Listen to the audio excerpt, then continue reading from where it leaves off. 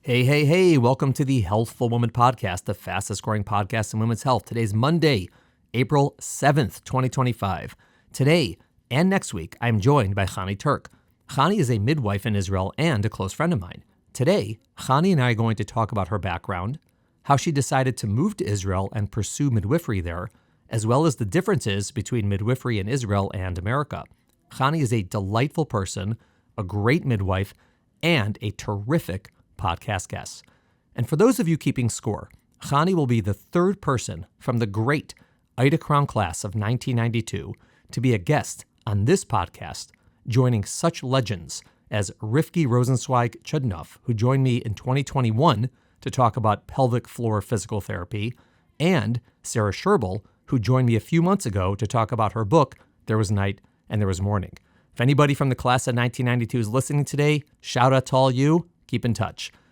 Please note to all of you, before sending in emails to correct my math, Marla Baum, who joined me in 2021 and again in 2023, is indeed a legend and an Ida Crown graduate, but she was from the class of 1991, not 1992. I know, this is very important stuff. All right, enjoy my podcast with Chani Turk, part 1. She will return next week for part 2. Thanks for listening. See y'all next week.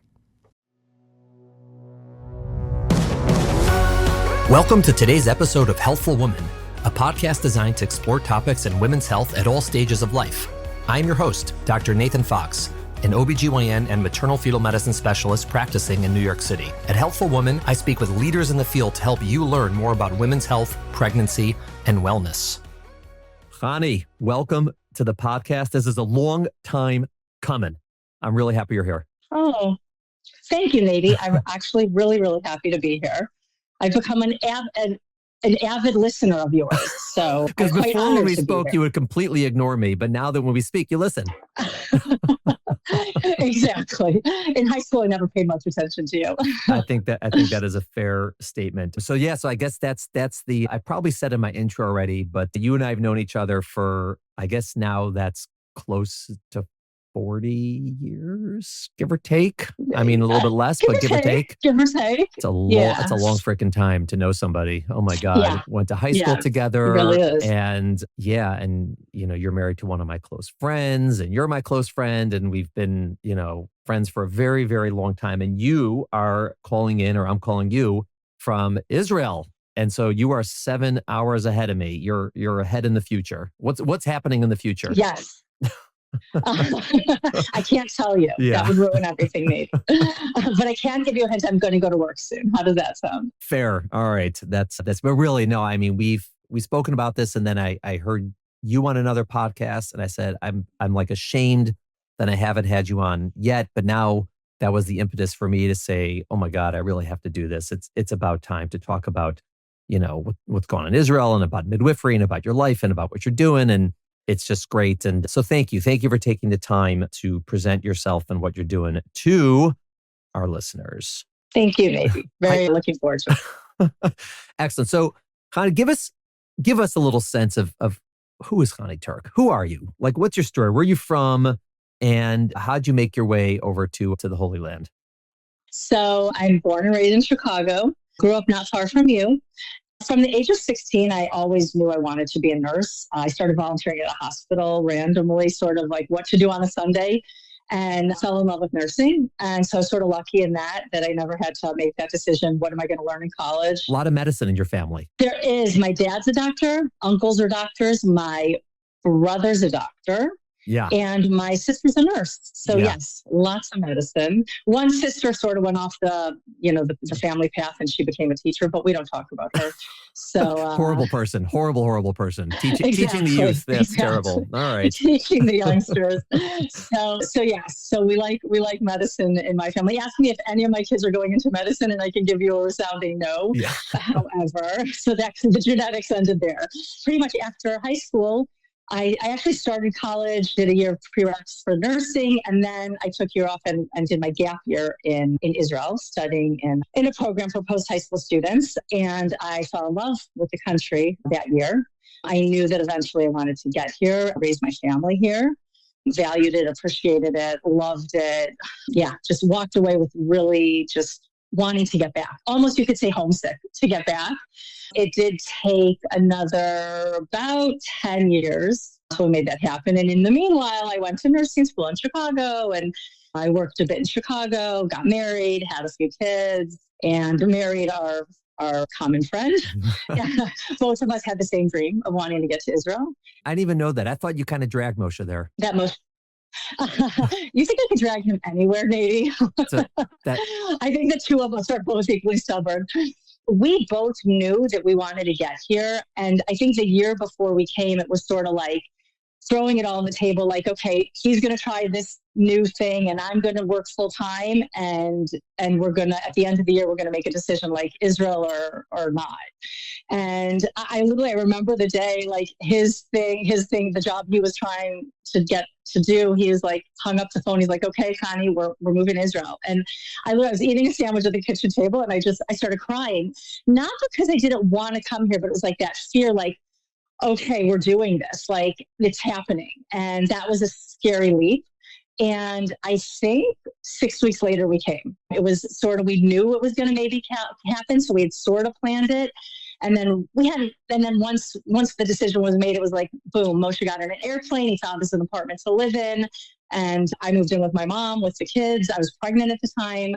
And we came right in the middle of the high holiday season in September.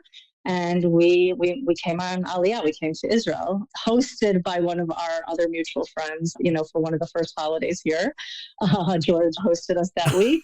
And it all comes together, Nady. Right. George, who for our listeners is a female. George with a J. People are like, what? Which could be Jorge, but yeah. Yeah, it's Jorge is her name, exactly. She's always been known.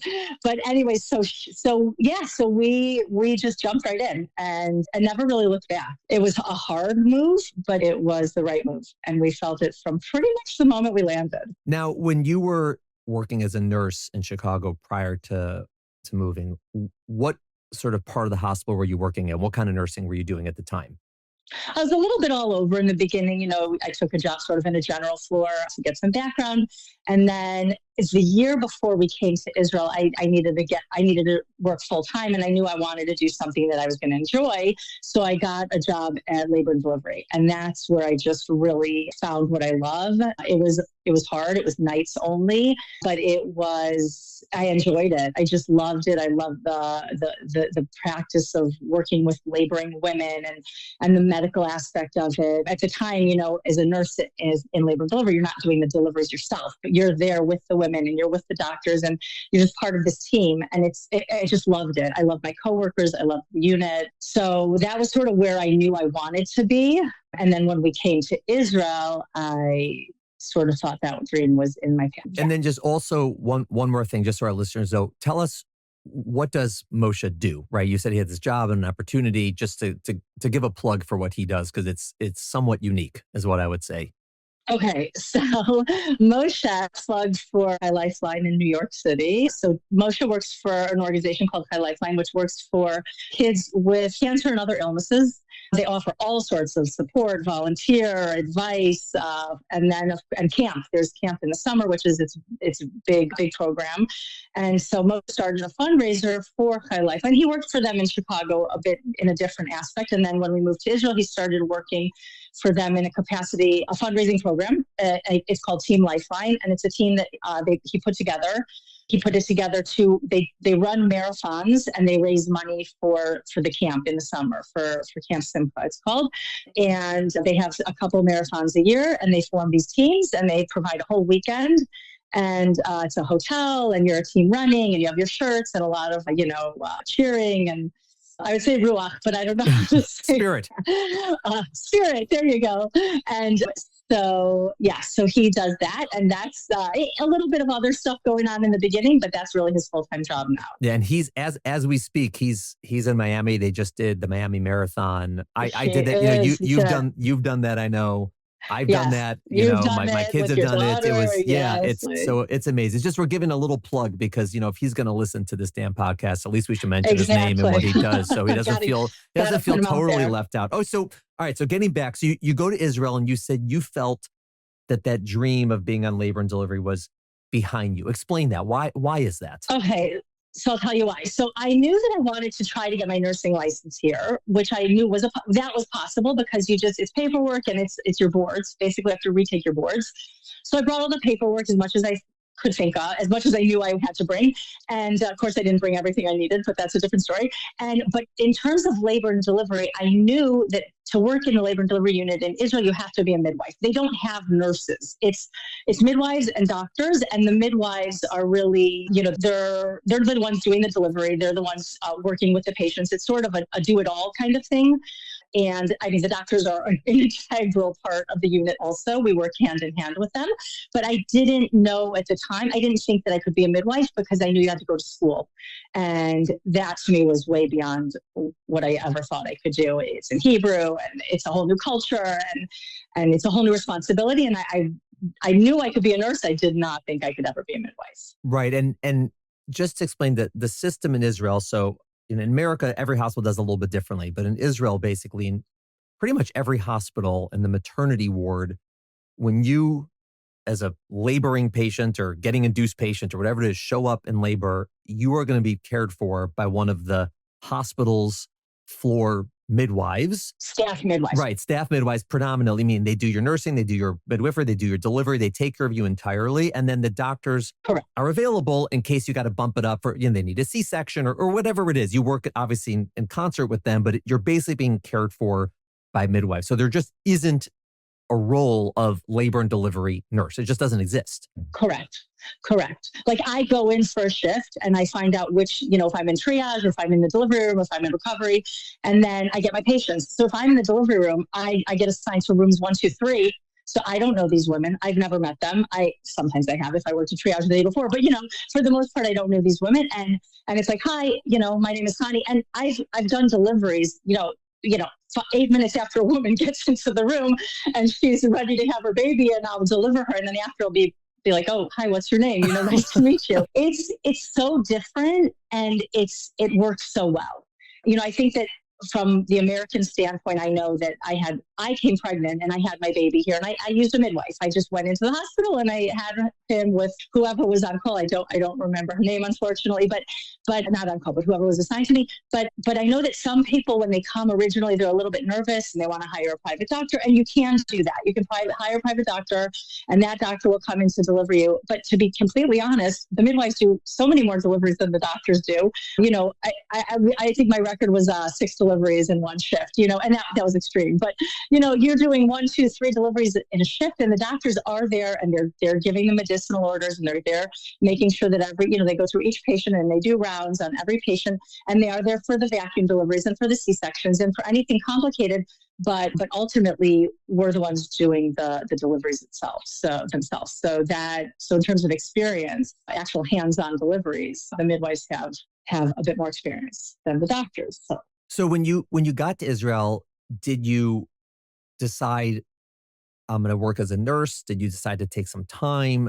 How long did it take? You're obviously a midwife now. So how long did it take for you to decide to make that leap? And, again, I agree, it'd be horribly daunting to just go back to school in Israel. And again, we learn Hebrew, but we're not fluent, when we get there. And there's no question about it. We're far from fluent. No, it's pretty sad. Yes. After 12 years of schooling, you're like, I can barely order a pizza. Right, exactly. The good thing about pizza is it's the same word in Hebrew and English. I want pizza. Yeah. Exactly. So how did that work? Yeah. So basically I came, as I said, I was pregnant and I had my son. So I had 4 kids under the age of 6 and I was pretty busy with that. And it wasn't until he started gone, pre-nursery, that I said, okay, now I'm going to just get my board. I'm going to do my boards. And that I took my nursing boards in America in 1997. I ended up taking my nursing boards in Israel in 2009. So that's, I don't know, you do the math, maybe. You always 12 years. Telescopic. There you go. So Nate's a big mathematician. He can add. That's good. Yeah. Chani got through on the bar was low in our high school. So wow, he can add. Oh my God, put him in a high class. I only have 10 fingers. Okay, Nadie, it doesn't go beyond that. But the thing is, I had to go back and study, neurology and cardiac and pharmacology. And I'm sitting there, and that was all I did. Every morning I spent, 4 or 5 hours studying while he was in school, the kids were in school. And I did it in Hebrew. I wasn't sure. You can take your boards in English, but I said, you know what? I've heard that English boards are harder than Hebrew because they mess up the questions in the translations. So I'm going to, no joke, that's literally what I heard. So I'm like, I'm going to do it in Hebrew. So I bought these books. And I remember the first day I studied, it took me like 2 hours to get through a half a page. And by the end, I'm flying through the books and doing practice questions. And in those days, it was a multiple choice, as they call in Hebrew, an American test. It's a multiple choice exam. And it was over, I think it was like 250 questions or something. It was an accomplishment. And I passed. I did okay.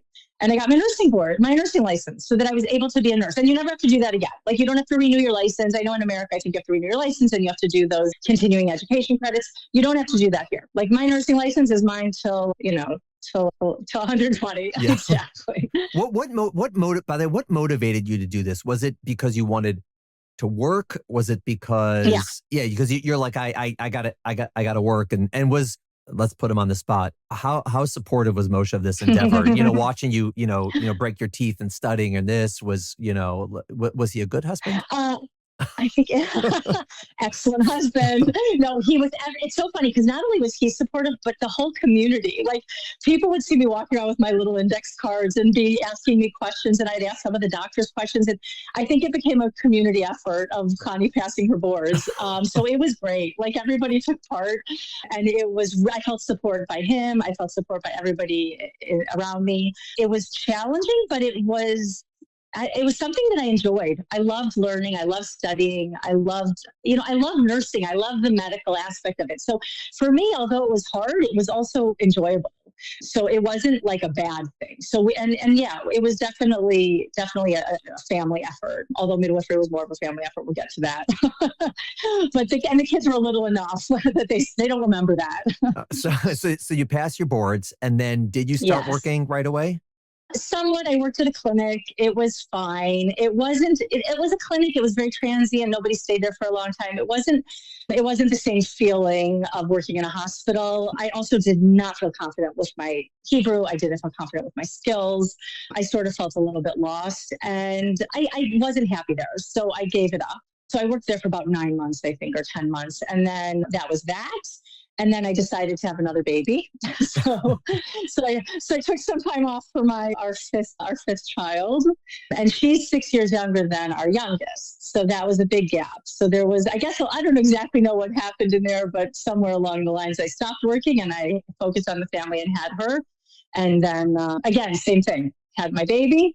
And after she started nursery, then I said, okay, now I'm ready. Like, now I want to get back to nursing. I want to get back to the hospital. I miss the culture. I love the hospital culture. As crazy it is, as crazy as shift work is, I wanted to be there. And so that was what sort of inspired me to start looking for a job in a hospital. When you decided to do midwifery, how long is that process for you? You're already a nurse, you have your license, so start to finish to become a midwife. What does that take? Okay, the midwife course itself is, I think it's about 19 or 20 months.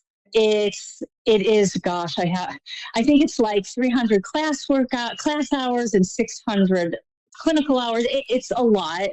We were in class or shifts 3 days a week on top of work. So basically I started working in the newborn nursery at Tel Shomer. I'm allowed to say the hospital, yeah? Tel Shomer okay Hospital. With me? Yeah. Yeah, I randomly ended up there. I was a little bit nervous. It happens to be, it's a very, very Israeli environment. I know if you go toward the Jerusalem hospitals, there's a lot more English speaking, a lot of the staff speaks English.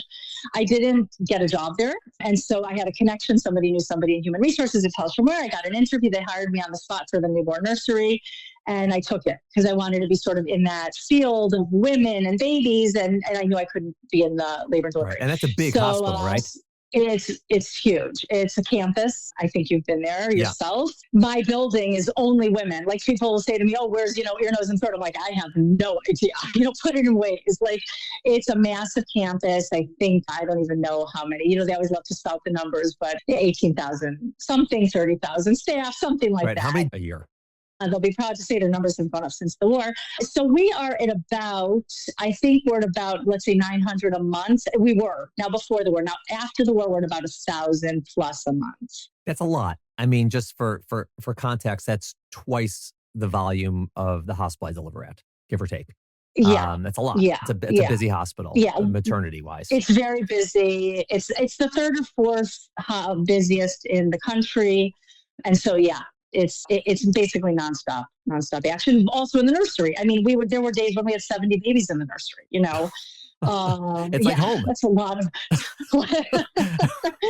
exactly. Hey, you had the twins, not me. Yeah. It's a lot of diapers, a lot of feeding, but yeah. So I went from the nursery to the midwife course. I had to take another exam. I think my boards I had taken in 2009. So there was some other test I had to take because I had taken it however many years before. I had to take this in order to take, it's called a course Alba CC. Like, I literally don't even know how to translate that, but it's a step up course. It's like, it's not a college. It's not a degree. It's not like a master's program or anything like that. It's just a course where you get another level of certification. Nurses in the emergency room have to do it. Surgical nurses, like it's basically a thing it's a system in Israel that they use to make sure that you are practiced in the field that you're in.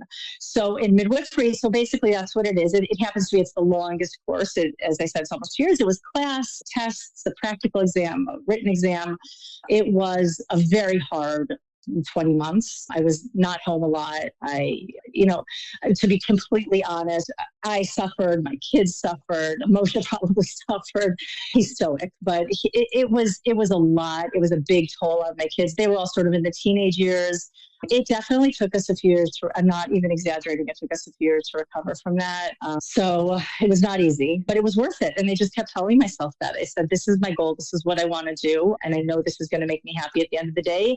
Yeah. And it's a big shift because again, you've trained as a labor and delivery nurse. So you're very comfortable sort of in that space, in that room and in that environment. And you sort of know what's going on. It means you had sort of like, on the one hand, to step up when you're taking the midwifery course because you knew so much already. But on the other hand, it's so different when you're on the other end, delivering the baby versus being the labor nurse. And so was that exciting or terrifying for you when you sort of flipped roles in that training?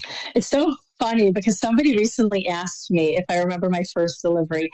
I don't really remember my first delivery, but I will tell you, I remember that probably for a year, I shook.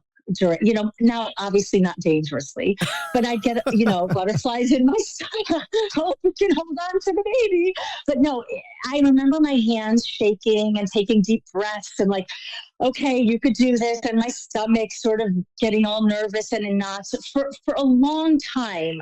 Now it's like, okay, woman comes in, grab the baby, hope I've got gloves on. Like, meaning it's such a different experience.